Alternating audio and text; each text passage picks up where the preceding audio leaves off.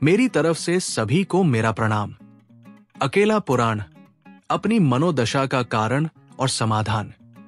एकांत और अकेलापन, इन दोनों शब्दों का अनुभव हर व्यक्ति अपने जीवन के किसी न किसी चरण में करता है, लेकिन जब ये अनुभव बार बार गहराता है तो ये हमारी मनोदशा पर गहरा असर डालता है।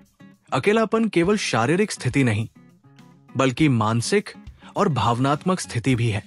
ये स्थिति तब पैदा होती है जब व्यक्ति अपने भीतर खुद को समझने में असफल होता है या अपने आसपास के रिश्तों और सामाजिक जुड़ाव से संतुष्ट नहीं होता।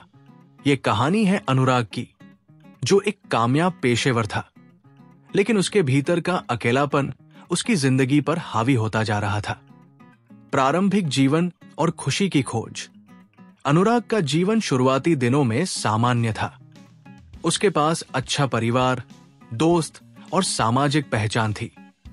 पढ़ाई में होशियार होने के कारण वो करियर में लगातार आगे बढ़ा और एक नामी कंपनी में उच्च पद पर पहुंच गया। उसकी बाहरी जिंदगी बहुत शानदार दिखती थी, लेकिन अंदर ही अंदर वो खुद को खाली महसूस करता था। उसके दोस्त उसे लाइफ ऑफ द पार्टीज कहते थे, क्योंकि वो हमेशा मुस्कुराता और दूसरों का मनोरंजन करता। लेकिन जब वो अकेला होता तो उसे एहसास होता कि उसकी हंसी असली नहीं है। अकेलेपन का कारण। 1. संबंधों में गहराई की कमी। अनुराग के जीवन में कई लोग थे, लेकिन वो किसी के साथ अपने मन की बातें साझा नहीं कर पाता था। दोस्त तो थे, पर उनके साथ बातचीत सतही थी। परिवार के साथ दूरी और करियर की व्यस्तता ने उसके रिश्तों को कमजोर कर दिया था। 2. खुद को समय न देना। वो हमेशा दूसरों को खुश करने और काम में व्यस्त रहने की कोशिश करता रहा। खुद को समझने और अपनी भावनाओं का सामना करने के लिए उसने कभी समय नहीं निकाला। 3. सफलता का दबाव। करियर में ऊंचाई पर पहुंचने की उसकी चाहत ने उसे भावनात्मक रूप से अलग थलग कर दिया। वो लगातार खुद को साबित करने की दौड़ में लगा रहा, जिससे उसका मानसिक संतुलन बिगड़ गया। 4. सामाजिक तुलना। सोशल मीडिया और समाज के दबाव ने उसे और अकेला कर दिया। हर जगह उसे दूसरों की खुशहाल जिंदगी दिखती, जिससे वो खुद को अधूरा महसूस करने लगा। अकेलापन और उसके प्रभाव। एक दिन अनुराग को एहसास हुआ कि उसका अकेलापन उसकी मानसिक और शारीरिक सेहत पर असर डाल रहा है। वो अधिकतर समय थका हुआ और उदास महसूस करता। उसकी ऊर्जा कम होने लगी और वो छोटी छोटी बातों पर चिड़चिड़ा हो जाता।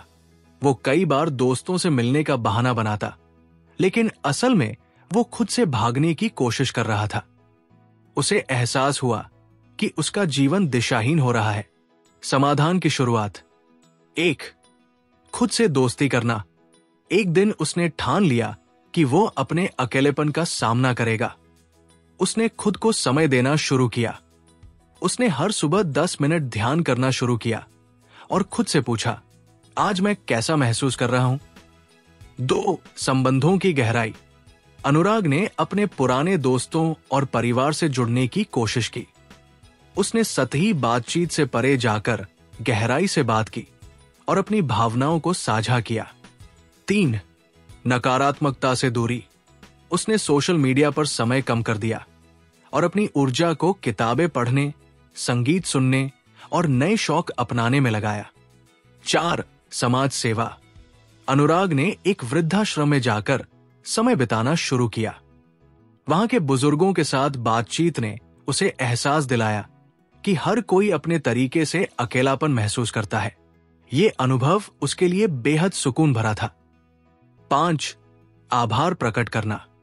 उसने हर दिन एक डायरी में उन चीजों को लिखना शुरू किया जिनके लिए वो आभारी है।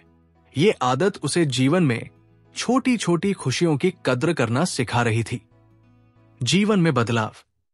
कुछ महीनों में अनुराग के जीवन में बड़ा बदलाव आया।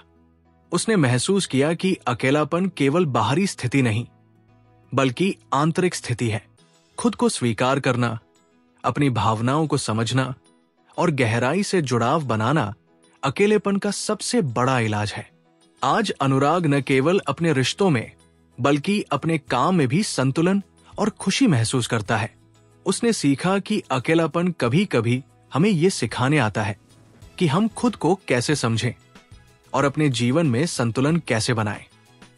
निष्कर्ष, अकेलापन केवल किसी के न होने की स्थिति नहीं है। यह हमारे भीतर से उपजा भावनात्मक अनुभव है। इसका समाधान बाहरी चीजों में नहीं, बल्कि खुद को समझने और अपने आसपास के लोगों से गहराई से जुड़ने में है।